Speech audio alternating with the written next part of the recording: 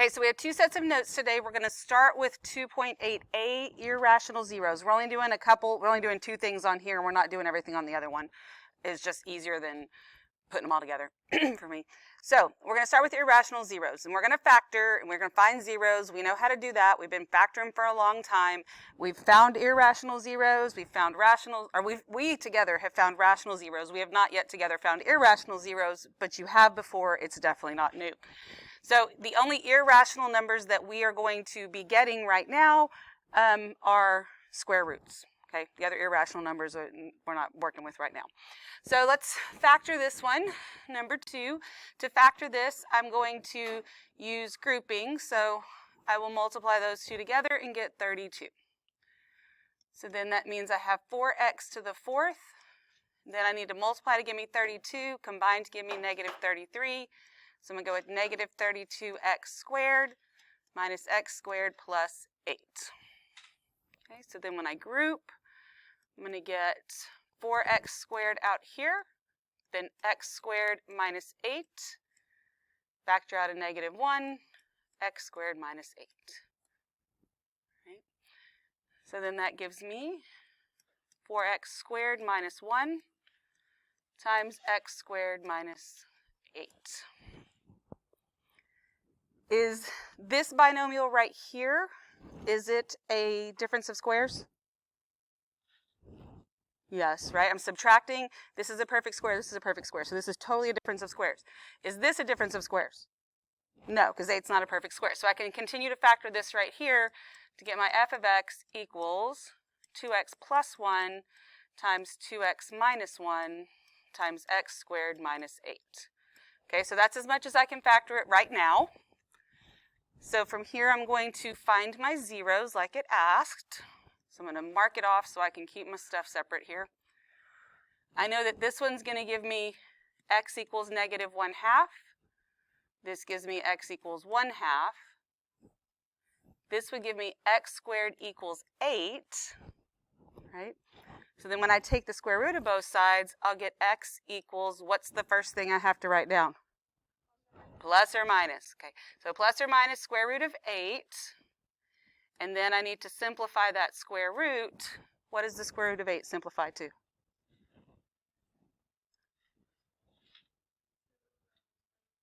2 square root of 2. I get 2 times 4, but then you take the square root of that 4, and that's where the 2 square root of 2 comes from. Yes, very good. So if you need a refresher on radicals and simplifying them and whatever else, I did put a little thing in the materials in Schoology with the video and a little like notes sheet if you need a refresher. Okay, so my zeros then are plus or minus 1/2 and plus or minus 2 square root of 2. Okay. What questions do we have right now? Yes, ma'am. Yes, you should. On some of them it will. It may not on all of them, but on some of them, it depends on whether or not. And sometimes it says like this. Does this say? It says it on the next set. Yeah, write all answers in simplest form. So especially if it says that, but there are times when it will, and I'm not sure that it'll say that. So you should always do that. When it comes down to it on the calculus exam, you don't have to simplify those things, but even in calculus, along the way, you want things simplified so things cancel out and works nicely. In the very end, if it's not, that's whatever, but you definitely need practice on that. Okay, number 4. Let's look at 4. So why don't you go ahead and factor number 4 as much as you can factor it. What process am I going to have to use? Grouping. Yes, I got 4 terms. You can do it without me talking you through it.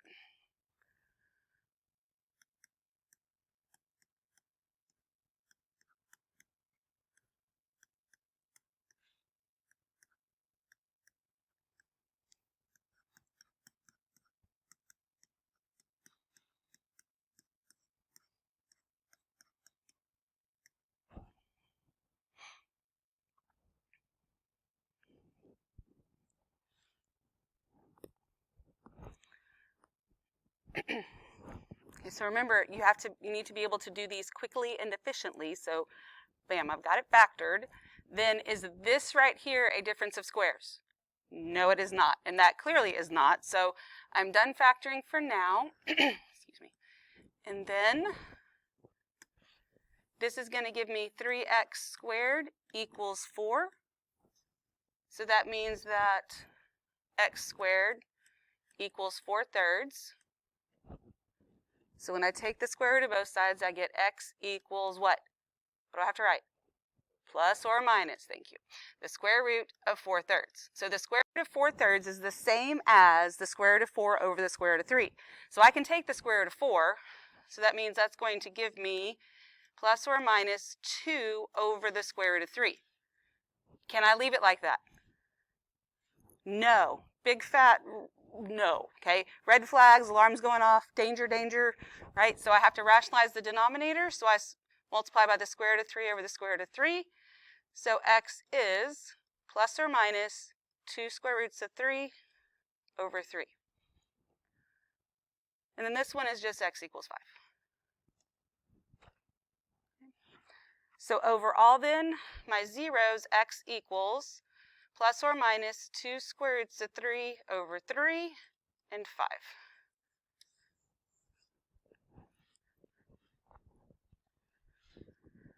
Okay, what questions do we have? Anything? Okay, I mean, it's still just factoring. You just got to know what to do with your square roots. When you get to square root stuff, don't let it freak you out. Don't start making stuff up just because it looks different. Think about what your rules are, and you'll be fine. Okay, so that's all we're doing for irrational. Just wanted to get a couple of examples done. So let's look at the next set, which is called the fundamental theorem of algebra. Okay, so to talk about that, we're going to have to talk about complex zeros. So tell me, complex numbers, the first time they came up would have been in Algebra 2. When you hear about complex numbers, what does it make you think of? What's it related to? Even if you can't explain to me what they are, like, does anything come to mind? I, exactly. And I represents what's it called? Imaginary numbers, right? And I is equal to what? Square root of -1, right? Good. So this is a complex number, but imaginary numbers and complex numbers aren't the exact same thing. They're not interchangeable. When we talk about complex numbers, it definitely should make you think of I. Like that, I want you to think of that because usually we don't talk about them unless we're using them. But imaginary numbers are actually a subset of that, and we'll talk about more about that in just a minute. So from the time you first learn about square roots till you get to Algebra 2, you realize when you get there to Algebra 2 that you've been lied to the whole time. Because how many times were you told you cannot take the square root of a negative number, right? And then you realize that's a big fat lie. I totally can. I just did. But you can't take the square root of a negative number and get a real number. When you take the square root, you get an imaginary number. So it's like you can. It's just not something that you'll see on a normal number line, right? But that, again, shouldn't be brand new news to you. So this says, just as a polynomial function can have real zeros, rational or irrational, it can also have complex zeros. We're going to find all the zeros of the polynomial functions and simplify everything, okay? So what this is saying is up until now, we have found, well, we haven't had any that have come up yet because I've made sure that those problems didn't, but all of the zeros we found so far are real zeros. There's zeros we can go on the x, y coordinate plane and plot them and we know what's going on. But there are complex zeros out there that exist and we're going to find them all. So we are going to start with number 1. So this is a 4th degree polynomial, but it's set up where I'm pretty confident that we can factor it just fine. So I'm going to factor this and get x squared and x squared. This is negative, so the signs are opposite. And then I just have to figure out what numbers go in there. 6 and 2, and which one is the positive one? 2, good, and 6. So that's it. Are either one of these factors difference of squares?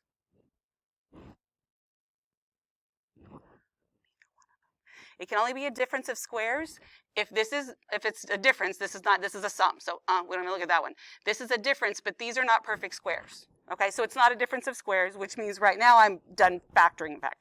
Then I just need to solve it, right? So here, this gives me x squared equals -2. So when I take the square root of both sides, I get x equals plus or minus the square root of negative 2. So just like you can't leave a square root in the denominator, you can't leave a negative in the square root. So that negative comes out as what? I, and then 2 stays underneath. So this is really x equals plus or minus I times the square root of 2. And you want to put the I first because otherwise it may be questionable about whether or not it's under the square root, so it's just safer to always put the square roots at the end. Just always put them at the end so there's no question about what's underneath the sign. All right, then here we get x squared equals 6. So x equals plus or minus the square root of 6. Can I simplify the square root of 6?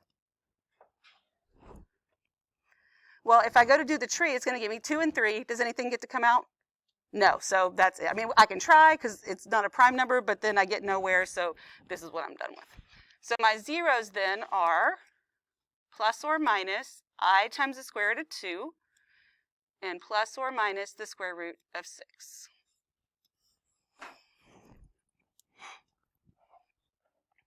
Okay, everybody good so far? What questions do we have? Okay, so on number 2, go ahead and factor this one as much as you can. Give you a chance to get started before I start writing, but when I start writing, don't just be copying mine down. I want you to try it and then check it.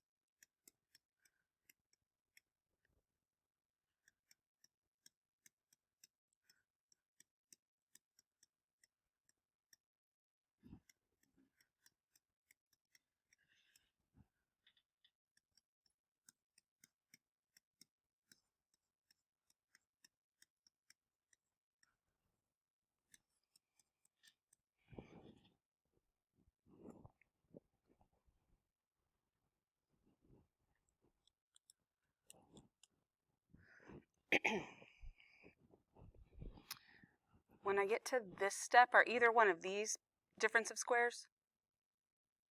Yes. This one definitely not because it's not even a difference. This one, yes, it is, so I can keep going here.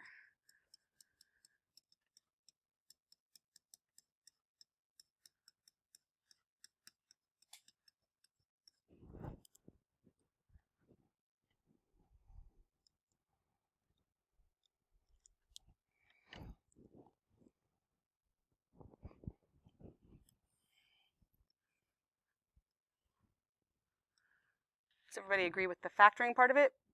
Yes? Speak up if not. All right, so then I know that this is going to give me x equals negative 1/2, x equals 1/2. This would be x squared equals negative 8.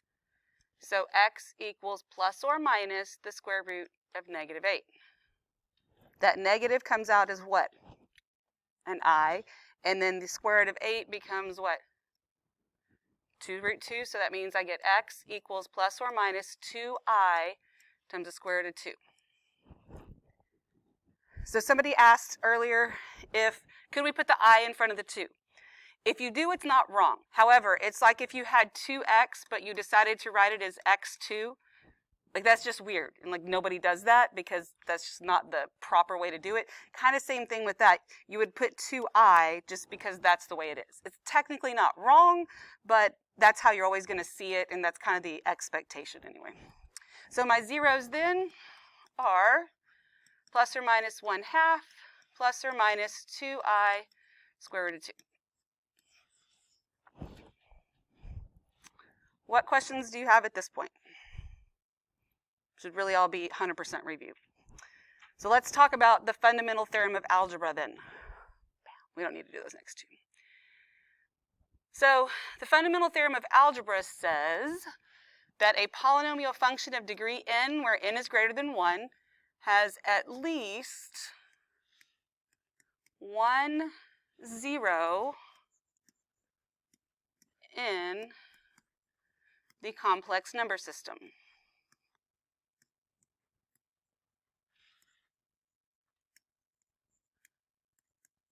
Okay, at least one zero in the complex number system.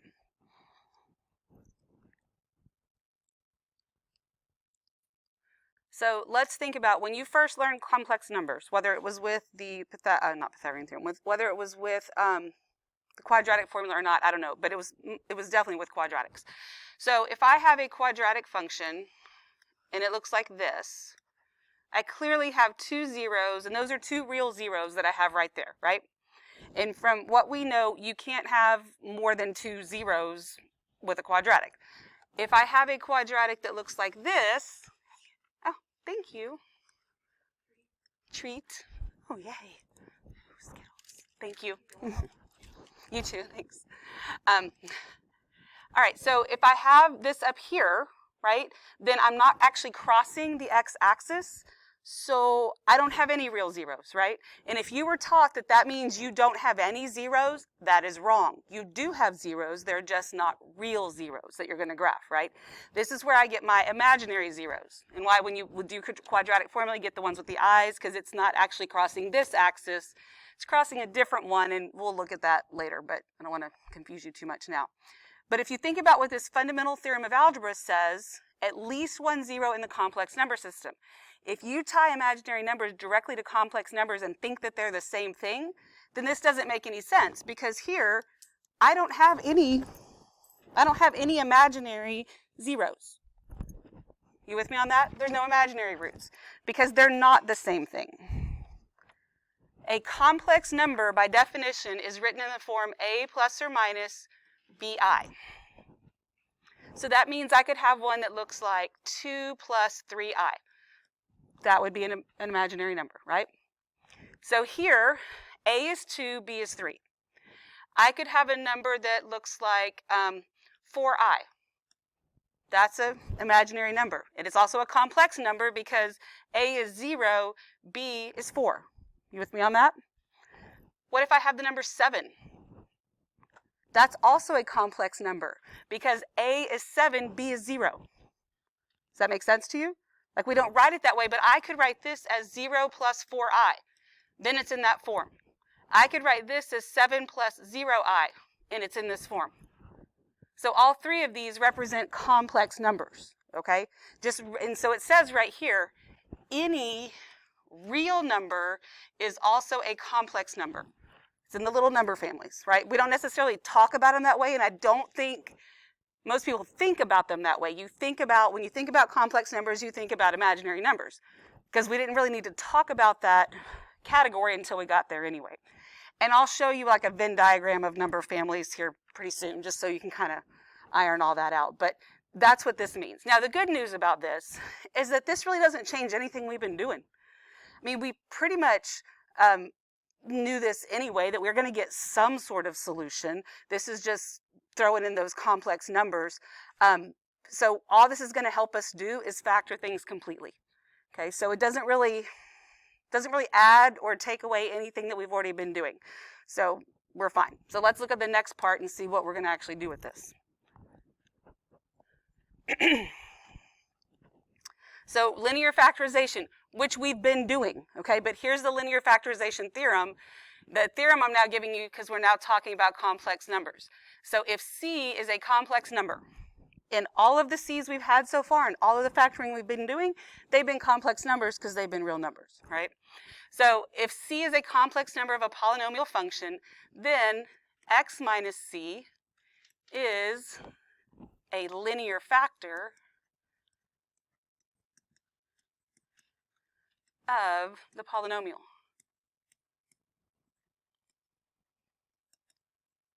Okay, so if C is a complex zero of polynomial, then x minus C is a linear factor of the polynomial. Well, that's how we've been talking about the factors anyway, right? X minus C. Really the only difference right now is now we're also talking about imaginary numbers. So it says this means all polynomial functions can be completely factored, and we haven't completely factored everything just yet. We didn't even do that on the front of this. On the front of this, and I'll come right back to this, on the front of the, or not the front, sorry, it's the front if it was a piece of paper. Right, when we stopped here, that's not completely factored because these aren't linear factors. This isn't completely factored, or even this, because these aren't linear factors. Okay, so this is going to help us get it all the way out where they're all linear factors. So this says, find the zeros of the function. We know how to do that. Then find the complete factorization of the function. The complete, where everything's a linear factor. And notice that that's in a different order than what we usually do. We usually factor it all the way, find our zeros. This says find the zeros, then factor it all the way.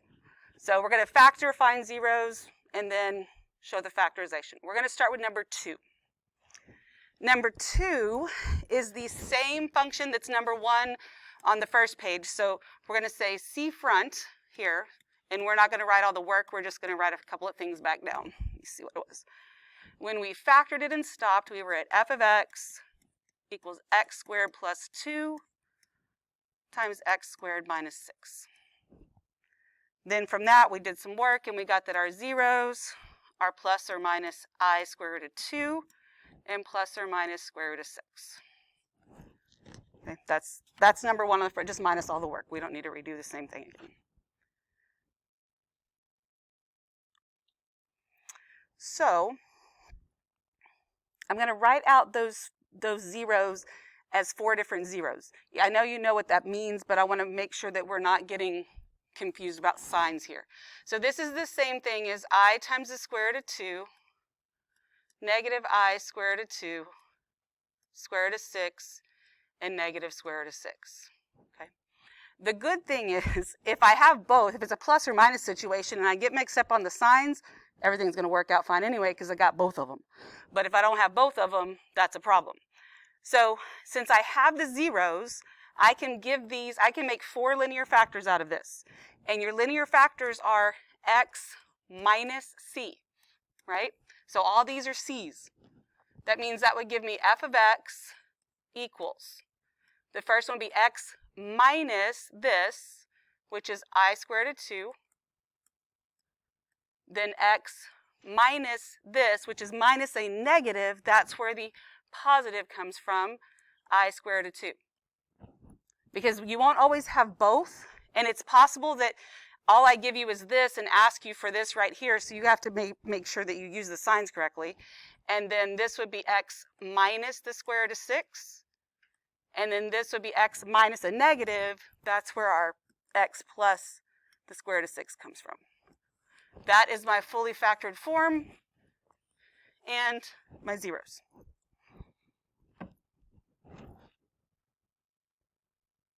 Okay. What questions do we have? Anything? Okay. Now, you won't always be asked for the fully factored form in everything you do forever and ever anymore. If all I need is the zeros, then me stopping here and getting the zeros is fine. It depends on what the question asks for, so just make sure you're answering what's being asked and doing it in the proper way. All right, let's look at number 3. So, need to factor this. So I'll use grouping again. So this is going to give me a negative 36.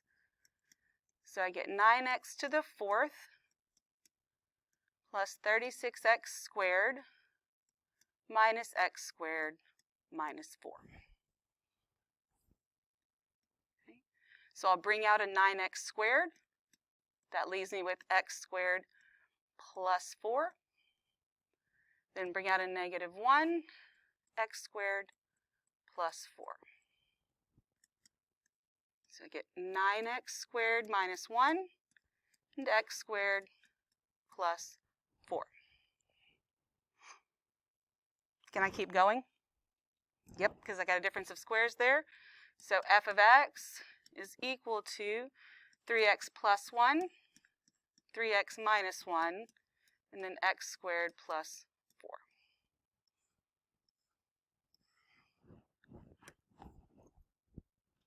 So I know this one gives me x equals negative 1/3, x equals 1/3, x squared equals negative 4. So what would x have to equal? Plus or minus what? 2i. So it's plus or minus the square root of -4, yes. Then the negative comes out as an I. The square root of 4 is 2, so I get 2i right there. So my zeros then are plus or minus 1/3 and plus or minus 2i. Okay. Then I need my complete factorization. On number 2 that we just did, we took our zeros and we just plopped them down in there and made sure our signs were correct. That's not going to work here because it's not x minus 1/3 and x plus 1/3, right? So instead, when you get something like that, because I know you know what they are because they're right here. But again, you may not be told to factor. Maybe all you're given is this and you're told to come up with the equation or something. So you got to know what to do with the fractions. So those zeros over there, that means that I do have that x equals 1/3, right? Like that's one of my zeros. So when you have a fraction, you got to get rid of the fraction. So we multiply both sides by 3, and then we divide, and we get, we don't divide. That would put me right back where I was. I multiply both sides by 3, and then I'm going to subtract the 1, so I get 3x minus 1 equals 0. That means that is one of my factors. So my f of x is going to be 3x minus 1, and then the negative 1/3 would give me 3x plus 1, because I don't get just to plop the fractions down. And then I've got my i's, so this would give me x minus 2i and x plus 2i. And there we go. Okay. What questions do you have at this point? Okay, if there's no fractions there, it really is as easy as plopping it down in there. Just be careful with the signs. No questions? All right, if there's nothing, then I want you to do number 4, start to finish. I'm going to give you a chance to get started, then I'll start writing, but don't just copy mine down.